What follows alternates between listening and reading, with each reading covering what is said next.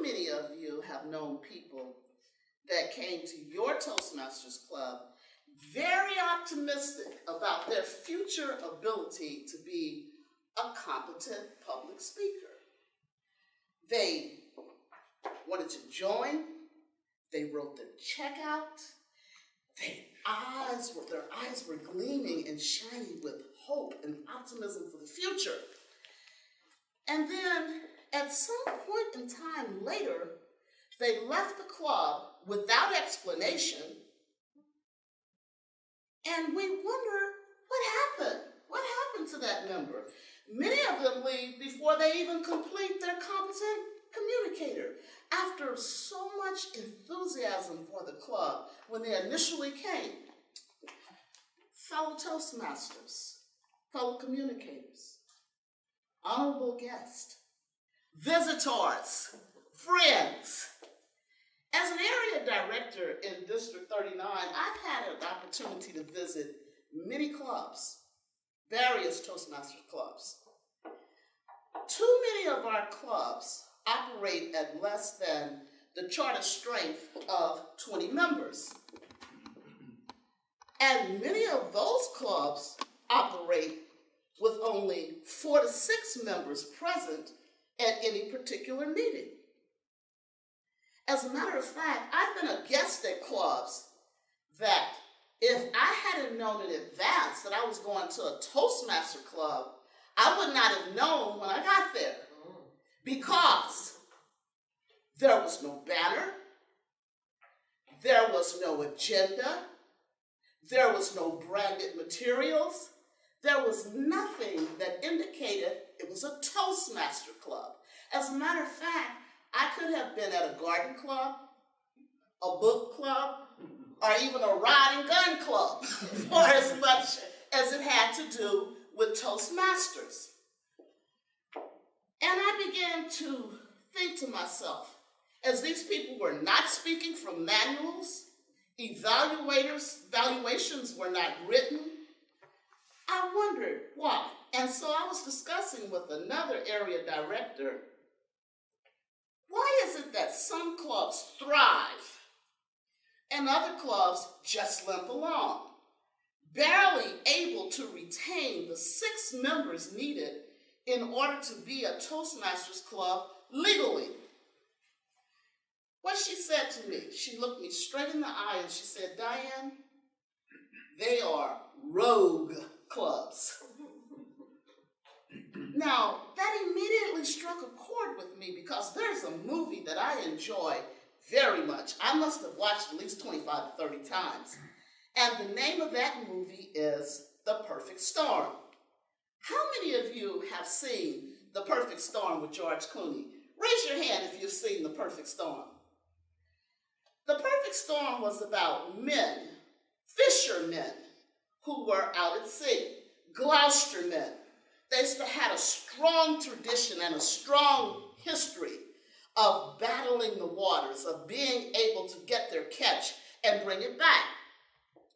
But in this story, this particular trip out, they weren't going to make it back.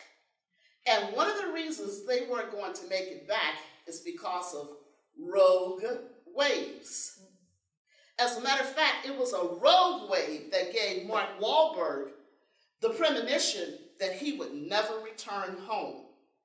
A rogue wave is a huge wave with the capacity to destroy an ocean liner. It carries that much pressure and force in the pounds per square inch. It can smash an ocean liner, a rogue wave. So I thought to myself, what does this word rogue mean? Let me tell you a little bit about the word rogue. The word rogue means no longer obedient, no longer belonging, not acceptable, and not answerable or controllable. Renegade. Rogue. The word rogue is synonymous with villain, trickster, swindler, and cheat. Clubs, Toastmaster clubs that masquerade as authentic Toastmaster clubs, but are indeed rogue clubs, behave as tricksters, swindlers, and cheats. They cheat their members of the benefits of being a distinguished club.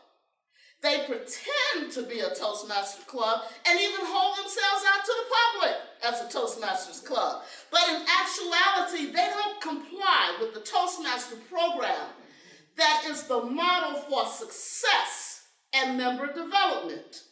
Toastmasters International celebrates 90 years of success this year.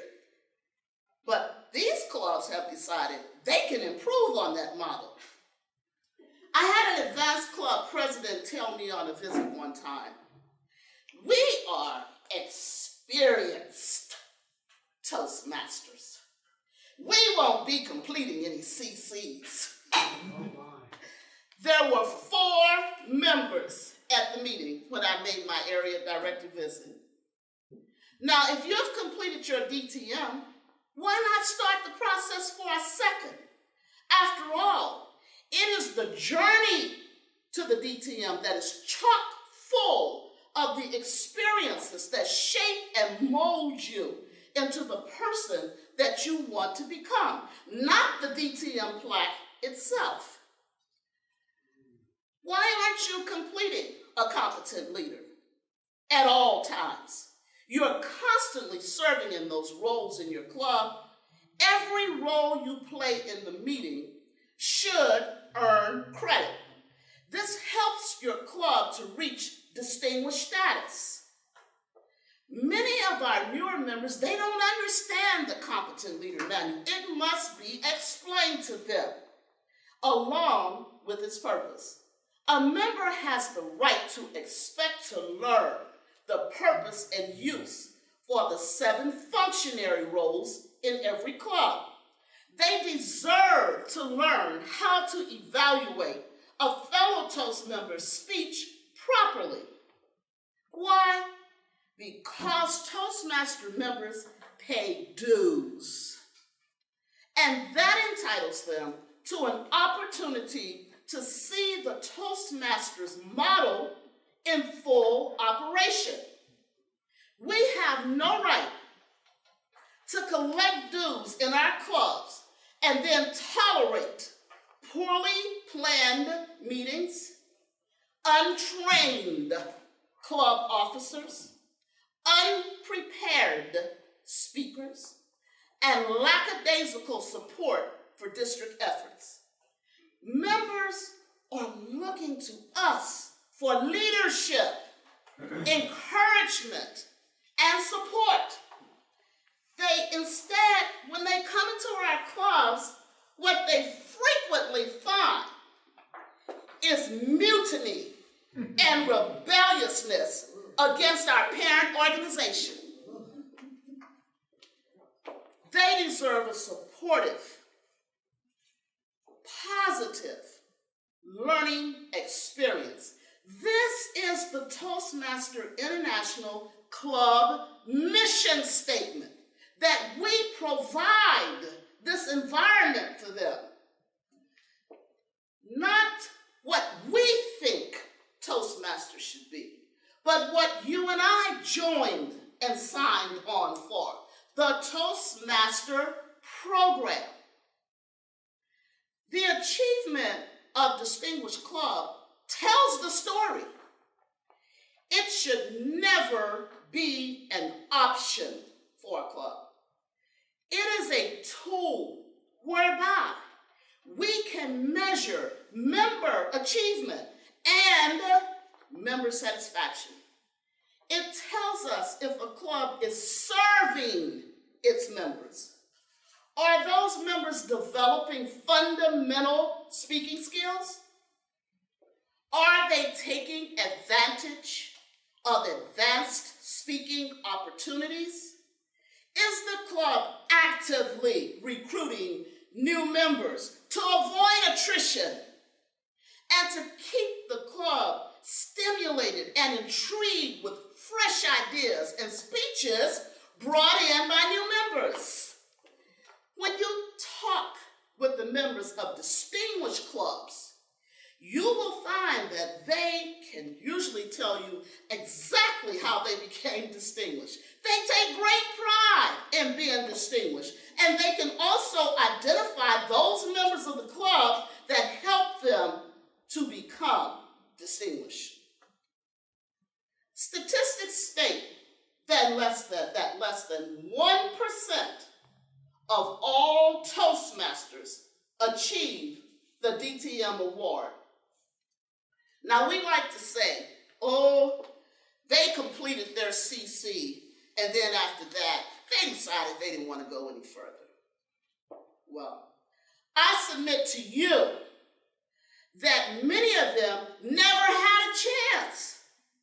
They were not aware that further Toastmaster opportunities were available to them. Opportunities like this club. They never knew there was a further. And they certainly were not exposed to the rewards associated with going further. Clubs that don't have members actively earning awards by completing CCs, Competent Leader Awards, advanced manuals, they flounder. They struggle to survive because member needs are not being met. Members are not going to continue to come to your club when they don't find a true Toastmaster program in operation. Experienced members are the steady heartbeat of the club. They keep the club's body functioning. Their experience and their reliability is invaluable to any club. As I wrap up, I want you to know that I take my Toastmaster responsibilities very seriously. And I'm going to tell you why.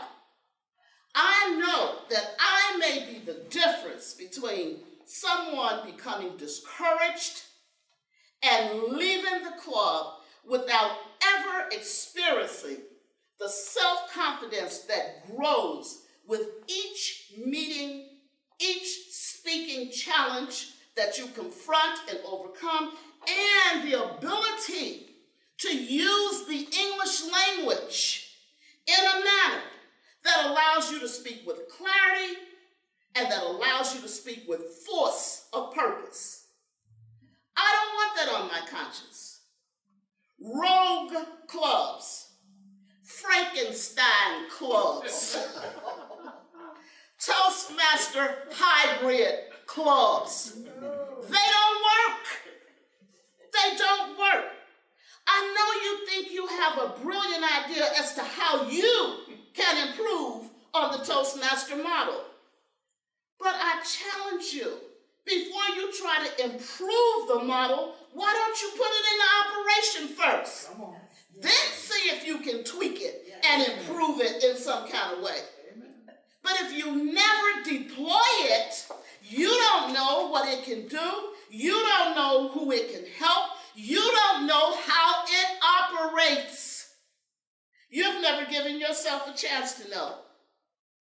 When a person fully complies with the Toastmasters program, it can change every aspect of your life. Every aspect. But you must experience the complete program, not a hybrid conglomeration of ideas of what I think and you think and somebody else thinks, and then we piece them all together like a quilt and call it Toastmasters. Many times, those that create rogue clubs, they've never experienced a distinguished club. I was a Toastmaster for 5 years. I did not know there were advanced manuals. Our leaders in my club, they didn't speak from manuals. They didn't need manuals, they told me. And this is the club culture that I came into. So I never knew anything else. 5 years.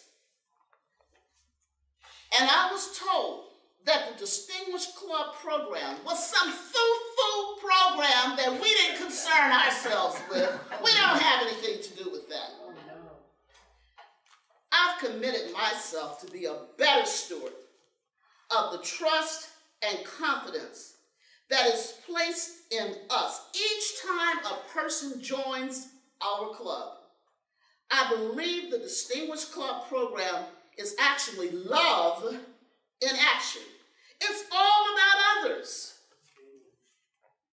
We are Toastmasters to our visitors, to our guests, to our other members. You and I are Toastmasters. Have you ever seen Toastmasters International? No, we're Toastmasters. As far as anyone knows it, we represent all that Toastmasters is and all that Toastmasters has to offer.